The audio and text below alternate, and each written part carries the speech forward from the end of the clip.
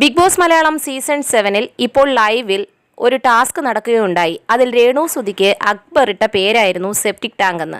അതിൽ രേണുസുതി ഇപ്പോൾ ഒരു പ്രതിഷേധമായി നമ്മുടെ ക്യാമറയ്ക്ക് മുന്നിൽ നിന്ന് പ്രേക്ഷകരോട് പറഞ്ഞിരിക്കുകയാണ്. തന്നെ ഒരു തീട്ടം നിറയ്ക്കുന്ന കുഴിയോട് ഉപമിച്ചിരിക്കുകയാണ്. നിങ്ങൾക്ക് വേണ്ടി വന്ന ഒരു മത്സരാർത്ഥിയാണ് ഞാൻ, നിങ്ങളിത് കണ്ടല്ലോ എന്ന് പറയുന്നുണ്ട്. കാരണം എന്തെന്നാൽ ഇന്ന് ബിഗ് ബോസ് ഇപ്പോൾ ഒരു ടാസ്ക് കൊടുത്തിരുന്നു. ഓരോരുത്തർ വന്ന് അവരവർക്ക് ഇഷ്ടമുള്ള ഒരു മത്സരാർത്ഥിയെയും ഇഷ്ടമല്ലാത്ത ഒരു മത്സരാർത്ഥിയെയും തിരഞ്ഞെടുത്തിട്ട് അവർക്ക് രണ്ടുപേർക്കും ഓരോ പേര് സജസ്റ്റ് ചെയ്യണമെന്ന്. അതിൽ ഓരോരുത്തരും അവരവർക്ക് ഇഷ്ടമുള്ളവരുടെ പേര് സജസ്റ്റ് ചെയ്തു. അതിലാദ്യം അനീഷിന് ആദ്യം വിളിച്ചിട്ട് അപ്പാനി ഇട്ട പേരായിരുന്നു മുള്ളംപന്നി. അപ്പാനിക്ക് ഏറ്റവും ഇഷ്ടമുള്ള ഒരാളായിരുന്നു ആര്യനെ ചിരിക്കുടുക്ക എന്നും വിളിച്ചു. അങ്ങനെ അപ്പാനി അനീഷിന് മുള്ളംപന്നി എന്നും ആര്യനെ ചിരിക്കുടുക്ക എന്നും വിളിച്ചു.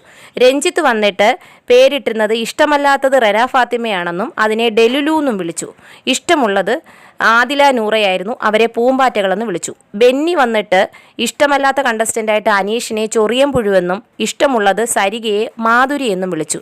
അത് കഴിഞ്ഞിട്ട് അടുത്തതായി വന്നത് ബിൻസി ആയിരുന്നു. ബിൻസിക്ക് ഇഷ്ടമല്ലാത്ത ആൾ അനീഷായിരുന്നു, അനീഷിനെ ഫേക്കൂട്ടൻ എന്ന് വിളിച്ചു. ഇഷ്ടമായിട്ടുള്ളത് അനുമോളായിരുന്നു, അനുമോളെ പാവക്കുട്ടി എന്നും വിളിച്ചു. നെവീൻ വന്നിട്ട് നെവീൻ ഇഷ്ടമല്ലാത്ത ആൾ അനീഷാണെന്നും വെരുകുണ്ണിയാണെന്നും വിളിച്ചു. ഇഷ്ടമുള്ള മത്സരാർത്ഥി അനുമോളാണെന്നും ക്യൂട്ടി എന്നും വിളിച്ചു. റെന ഫാത്തിമയ്ക്ക് ഇഷ്ടമുള്ളത് ജിസേലായിരുന്നു, ജിസേലിനെ ചങ്കെന്ന് വിളിച്ചു.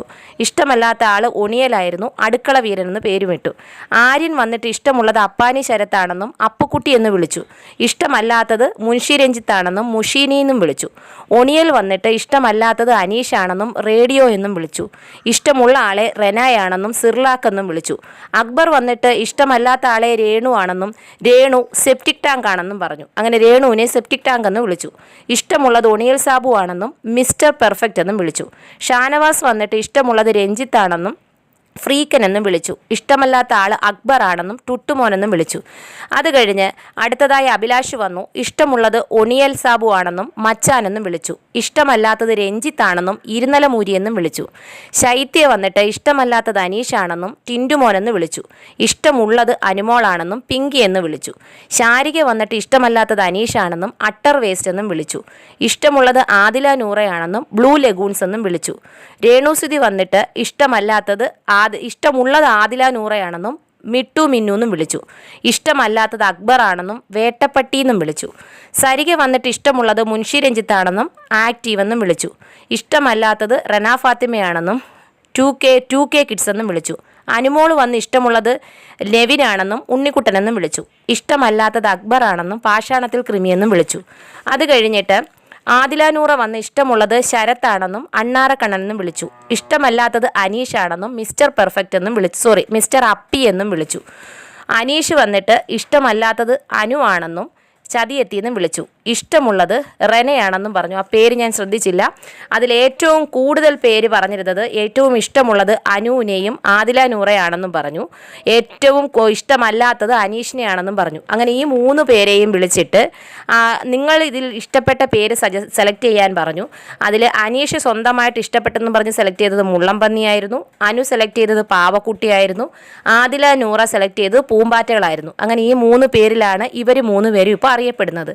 എന്നാൽ ഇതെല്ലാം കഴിഞ്ഞ് ടാസ്ക് കഴിഞ്ഞ് വന്നപ്പോൾ രേണു തൻ്റെ ക്യാമറയ്ക്ക് മുന്നിൽ നിന്നും തൻ്റെ വിഷമം പങ്കുവച്ചിരിക്കുകയാണ്. തന്നെ വളരെ മോശം പദപ്രയോഗം, അതായത് സെപ്റ്റിക് ടാങ്ക് എന്ന് വിളിച്ച് ഇങ്ങനെ വേസ്റ്റ് നിക്ഷേപിക്കുന്ന ഒരു ടാങ്കായിട്ട് ഉപമിക്കാനും മാത്രം എന്ത് ഞാൻ ചെയ്തു എന്ന് എനിക്കറിയില്ല. വളരെ മോശം പ്രയോഗമാണ്.